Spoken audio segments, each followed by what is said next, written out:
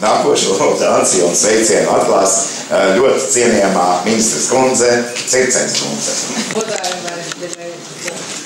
Man ir tas gods un prieks būt šodien un šajā balvu pasniegšanas ceremonijā izteikt visu atzinību un cieņu par sasniegumiem, kas ir veikti visdažādākajās dzīves jomās. Valsts Radiņa personība bija tik izcila un tik vispusīga. Viņš spēja būt ārsts, viņš bija pasniedzējs, viņš bija organizators, viņš bija skolotājs un balva, kas tiek pasniegta viņa vārdā, neapšaubām tiek pasniegta tikai tādām personībām, kas var apvienot vismaz tikpat, ja ne vairāk, dažādas spējas un kvalitātes zīmes.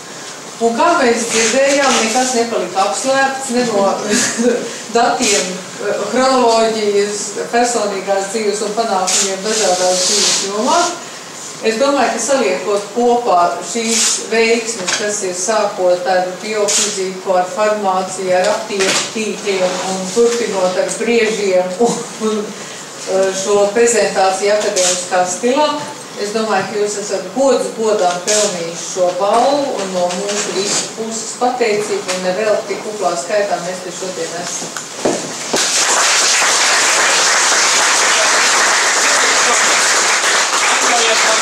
Īsas atbildes vārdus. Maskavā medicīnas institūtā es biju nacionālais medicīnas kadrs. Man vajadzēja atgriezties, lai strādātu medicīnā. Bet par cik nevarēja mani, es biju precējies, kā students. Un vienīgais veids, kā varēja cilvēku, kas nav pierakstīts Rīgā, uzsākt viņam darbu Rīgā, jo strādāt varēja padomu laikā tikai Rīgā, tad bija pierakstīts, ja pierakstīties varēja tikai, ja tev bija darbs. Tad ministrijas kadru daļas priekšniece, cienījumā Biedrene Girgensona teica, vienīgais veids, kā mēs tev varam izdarīt, tev jāizšķirās no sievas. Ar 2 bērniem. Un mēs tev pierakstīsim studentu kopmītnēs, un pēc tam var precēt vēlreiz savu sievu vai ne, lai tā ir tavu darīšana.